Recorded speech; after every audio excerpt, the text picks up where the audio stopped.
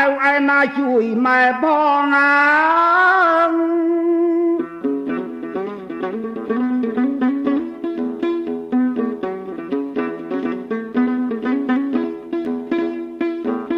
ម្ដាយមិនយកគេណានួនល្អងឥឡូវគេបងអត់អាហារចំណី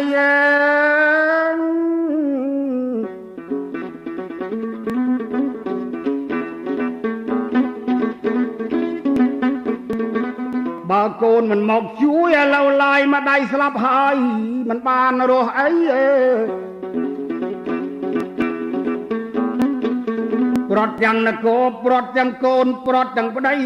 ជាតិមុនសាងអំពើអីបានជាកម្មស្រីក្រាំងយ៉ាងហ្នឹង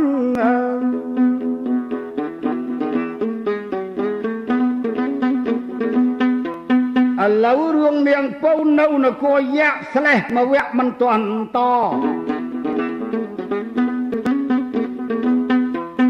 លើកឆាកមួយទៀតយកមកជំរាបបងប្អូនជាទីនិត្រីនិយាយពីបុត្រាបបាទខ្ញុំសង្ឃព្រះអង្គបន្ទុំនៅក្នុងព្រៃ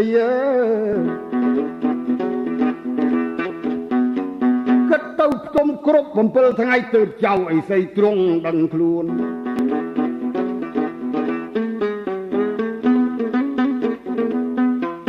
ភ័យឡើងស្រាប់តែមើលបមេដាអត់មានឃើញនៅចិត្តអាត្មាមិនដឹងទៅណាបាត់ទៅហើយវៃរត់រកគ្រប់ទិសទីនៅជើងគេរីកាជុំវិញដំជ្រៃស្រែកដងយហៅបមេថ្លៃលោកនៅឯណាអ្នកម្ដាយកូនវិញ្ញាហើយបាត់បមេដា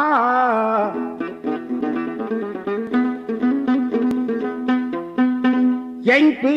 នគរកោះកំសត់3ខែគាត់ហោះលើអាកាសកើ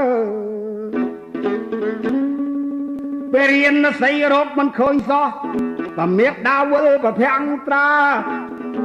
ប្រាប់ឲ្យកូនចុងសម្រាកើយចាំឲ្យស៊ីលទៅជាចោយាបត្រា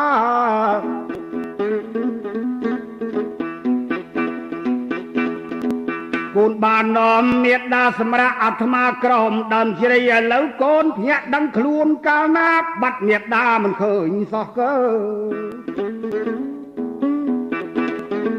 លោកនៅឯណាព្រះទ្រង់យងកូនប្រុសនឹកអសូរពន់ពេកក្រៃរកគ្រប់ទីកន្លែងមិនឃើញវាមេដាឡើយនេះ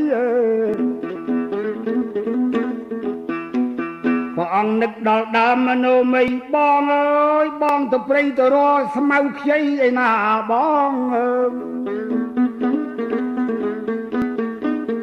សូមបងសែងមកជួបខ្ញុំអើយនៅក្រោមដើមជ្រៃភាសារិខាព្រោះបងចេះធ្វើហោរាតនាមនាទាច្បាស់បល័យឥឡូវបាត់បមេដាសូមហោរាមនោមី